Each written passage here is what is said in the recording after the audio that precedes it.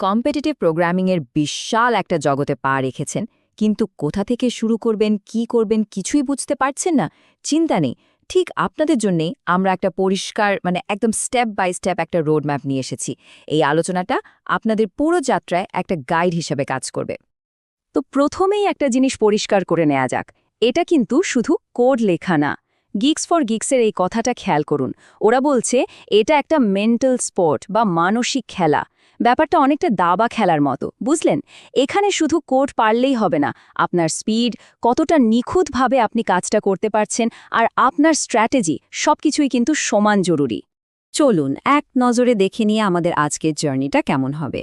আমরা মোট 6টা ধাপ নিয়ে কথা বলবো।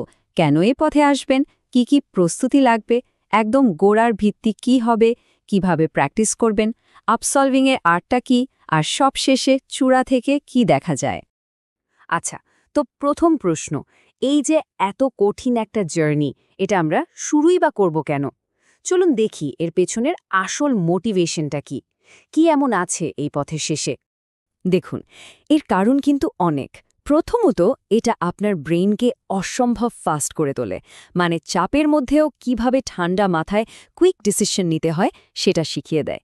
দ্বিতীয়ত, ক্যারিয়ারের কথা যদি ভাবেন, গুগল, মেটার মতো টপ কোম্পানিগুলোর ইন্টারভিউতে এই স্কিলটা আপনাকে আর সবার থেকে কয়েক ধাপ এগিয়ে রাখবে, এটা নিশ্চিত। আর সবশেষে, এটা তো শেখার একটা বিশাল সুযোগ। এমন সব অ্যালগোরিদম আর ডেটা স্ট্রাকচার নিয়ে কাজ করার সুযোগ পাবেন যা আপনার প্রোগ্রামিংয়ের ভিতটাকে একেবারে পাথরের মতো শক্ত করে দেবে। বেশ, মোটিভেশন তো পাওয়া গেল। এবার তাহলে আরোহণের জন্য তৈরি হওয়ার পালা। আমাদের কি কি সরঞ্জাম লাগবে আর মানসিকতায় বা কেমন থাকতে হবে সেটা নিয়ে কথা বলা যাক। তো প্রথমেই আসে ল্যাঙ্গুয়েজের প্রশ্ন। এখানে দেখুন, প্রায় ৯৫%-এরও বেশি প্রতিযোগী কিন্তু C++ ব্যবহার করে। প্রশ্ন হলো কেন? কারণটা খুবই সহজ, এর স্পিড আর পাওয়ারফুল স্ট্যান্ডার্ড টেমপ্লেট লাইব্রেরি, যেটাকে আমরা STL বলি। কিন্তু আসল কথাটা হলো, বেশিরভাগ প্রতিযোগিতার যে টাইম লিমিট থাকে সেটা কিন্তু C++ এর পারফরমেন্সের উপর ভিত্তি করেই সেট করা হয়। তার মানে কি দাঁড়ালো, আপনি যদি অন্য কোনো ল্যাঙ্গুয়েজ ব্যবহার করেন তাহলে সময়ের দিক থেকে পিছিয়ে পড়ার একটা বড় সম্ভাবনা থেকে যায়। শুধু ভালো ল্যাঙ্গুয়েজ জানলেই কিন্তু হবে না, মাইন্ডসেটটাও ঠিকঠাক রাখতে হবে। এই কথাটা মাথায় গেঁথে নিন। এখানে ট্যালেন্টের চেয়েও বেশি জরুরি হলো কনসিস্টেন্সি বা ধারাবাহিকতা। প্রত্যেকটা ভুলই হলো একটা নতুন লেসন। আর তাড়াহুড়ো করে স্পিড বাড়ানোর আগে মাস্টারি বা দক্ষতা অর্জনের দিকে মনোযোগ দিতে হবে। ওকে, প্রস্তুতি শেষ। চলুন এবার আসল টেকনিক্যাল আলোচনা শুরু করা যাক। যে কোনো বড় জার্নির মতোই আমাদেরও একটা বেস ক্যাম্প তৈরি করতে হবে, আর সেই বেস ক্যাম্প হলো কিছু ফান্ডামেন্টাল ডেটা স্ট্রাকচার। তো সবার প্রথমে যার কথা আসবে সে হলো অ্যারে। এটা ডেটা স্ট্রাকচারের একদম গোড়ার কথা। ব্যাপারটা এভাবে ভাবুন, ধরুন একটা থিয়েটারের লম্বা একটা সিটের সারি, প্রত্যেকটা সিটের একটা নাম্বার আছে, তাই না? অ্যারেও ঠিক তেমনই। এর প্রত্যেকটা ঘরের একটা নির্দিষ্ট নাম্বার বা ইন্ডেক্স থাকে, আর এই ইন্ডেক্সের জাদুটা হলো, এটা ব্যবহার করে আমরা এক মুহূর্তে যে কোনো ঘরের ডেটাতে সরাসরি চলে যেতে পারি। তাহলে অ্যারের আসল পাওয়ারটা কোথায়? এর ঘরগুলো মেমোরিতে একদম পাশাপাশি সাজানো থাকে, একটার পর একটা। এই কারণে ইন্ডেক্স দিয়ে কোনো ডেটা খুঁজে বের করাটা হয় অবিশ্বাস্য দ্রুত, যাকে টেকনিক্যালি বলা হয় O(1) বা কনস্ট্যান্ট টাইম। কিন্তু এর একটা দুর্বল দিকও আছে। এই সাজানো গোছানো ঘরের মধ্যে নতুন কাউকে ঢোকানো বা কাউকে বের করে দেয়াটা একটু ঝামেলার, বেশ সময় সাপেক্ষ। অ্যারের পর আসে স্ট্যাক। স্ট্যাকের আইডিয়াটা আরও সহজ। ভাবুন তো, এক গাদা প্লেট একটার উপর আরেকটা রাখা আছে। আপনি যখন প্লেট নেবেন, কোনটা নেবেন? অবশ্যই যেটা সবার ওপরে আছে, তাই না? যেটাকে আপনি সবার শেষে রেখেছেন। এটাই হলো স্ট্যাকের মূল নীতি, লাইফো, লাস্ট ইন ফার্স্ট আউট। স্ট্যাকের আসল সৌন্দর্য হলো এর সিম্পলিসিটি আর স্পিড। একদম উপরে প্লেটটা রাখা বা তুলে নেওয়া, ডেটা যোগ করা বা সরানো, দুটোই হয় সুপার ফাস্ট, ওই যে O(1) টাইমে। কিন্তু এর একটা নিয়ম আছে, আপনাকে সবসময় উপরের উপাদানটা নিয়েই কাজ করতে হবে। মাঝখান থেকে কোনো প্লেট সরানোর যেমন সুযোগ নেই, এখানেও তেমনই। বেশ, থিওরি তো অনেক হলো। এবার আসল খেলা, প্র্যাকটিসের মাঠে নামার পালা। চলুন দেখি কিভাবে একটা স্ট্রাকচার্ড উপায়ে আমরা প্রবলেম সলভ করতে পারি আর নিজেদের উন্নতিটা ট্র্যাক করতে পারি। এই যে টেবিলটা দেখছেন, এটাকে আপনার একটা ম্যাপ বা গাইড বুক বলতে পারেন। এটা একটা অসাধারণ টুল। এটা আপনাকে প্রবলেমের ইনপুট সাইজ দেখেই বলে দেবে যে আপনার কোন ধরনের সমাধান নিয়ে ভাবা উচিত। যেমন ধরুন, ইনপুট সাইজ বা এন যদি 20-এর কম হয়, তাহলে আপনি এক্সপোনেনশিয়াল কিছু ভাবতে পারেন। আবার এন যদি বেড়ে গিয়ে প্রায় 2 লক্ষ হয়ে যায়, তখন আপনাকে O of n log n কমপ্লেক্সিটির অ্যালগোরিদম, যেমন সর্টিং বা বাইনারি সার্চের কথা মাথায় আনতে হবে।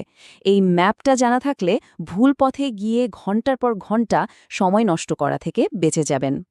ব্যাপারটা একবার ভেবে দেখুন, কোডের একটা লাইনও না লিখে শুধু ইনপুট সাইজ দেখেই যদি আপনি বুঝতে পারেন কোন অ্যাপ্রোচটা কাজ করবে আর কোনটা করবে না, তাহলে কি পরিমাণ সময় আর এফোর্ট বেঁচে যায়।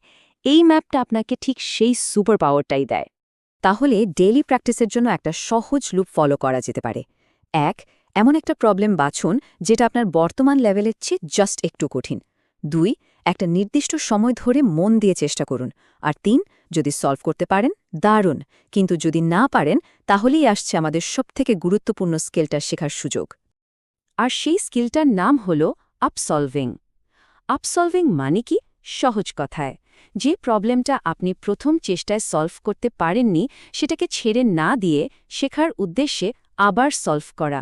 সত্যি বলতে, দ্রুত ইমপ্রুভ করার এটাই হলো আসল সিক্রেট। দেখুন, দুটো জিনিসের মধ্যে কিন্তু পার্থক্য আছে।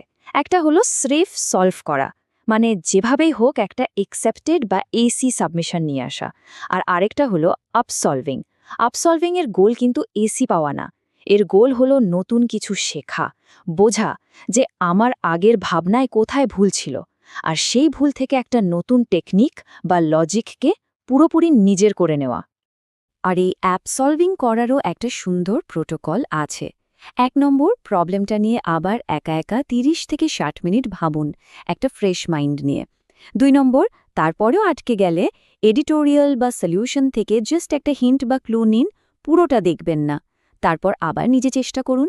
আর 3 নম্বর, যদি শেষ পর্যন্ত সলিউশন দেখতেই হয়, তাহলে সেটা দেখে, বুঝে, তারপর সাইডে রেখে একদম নিজে থেকে নিজের ভাষায় কোডটা আবার লিখুন। কপি পেস্ট একদমই নয়। এই কথাটা একদম সত্যি। এসি পাওয়াটা ফাইনাল গোল না, নতুন কিছু শেখাটাই ফাইনাল গোল। এই মাইন্ডসেটটা যদি একবার ভেতরে নিয়ে আসতে পারেন, তাহলে আপনার ইমপ্রুভমেন্ট কেউ আটকাতে পারবে না, আমি বলে দিলাম। তো আমরা আমাদের রোডম্যাপের প্রায় শেষ মাথায় চলে এসেছি। এই যে আমরা বেস ক্যাম্প তৈরি করলাম, ভিত্তি শক্ত করলাম, এরপর পাহাড়ের চূড়ার দিকে আমাদের জন্য কি অপেক্ষা করছে চলুন এক ঝলক দেখে নেওয়া যাক। আরে অ্যারে আর স্ট্যাকের মতো বেসিক জিনিসগুলো ভালোভাবে বুঝে ফেলার পর এবার কিন্তু আরও মজার আর অ্যাডভান্স টপিকের দরজাগুলো খুলে যাবে। যেমন ধরুন, গ্রিডি অ্যালগরিদম, বাইনারি সার্চ, গ্রাফের জগতে বিএফএস, ডিএফএস, ডাইনামিক প্রোগ্রামিং, মানে সামনে একটা বিশাল অ্যাডভেঞ্চার অপেক্ষা পড়ছে। সব শেষে একটা কথা মনে রাখবেন, এই পুরো জার্নির লক্ষ্য কিন্তু শুধু কয়েকটা প্রবলেম সলভ করা না। আসল লক্ষ্য হল আপনার চিন্তা করার পদ্ধতিটাকেই বদলে ফেলা, সমস্যাকে দেখার আর সমাধান করার একটা নতুন দৃষ্টিভঙ্গি তৈরি করা। তাহলে বলুন তো, আপনার প্রথম চ্যালেঞ্জ কোনটা হতে যাচ্ছে?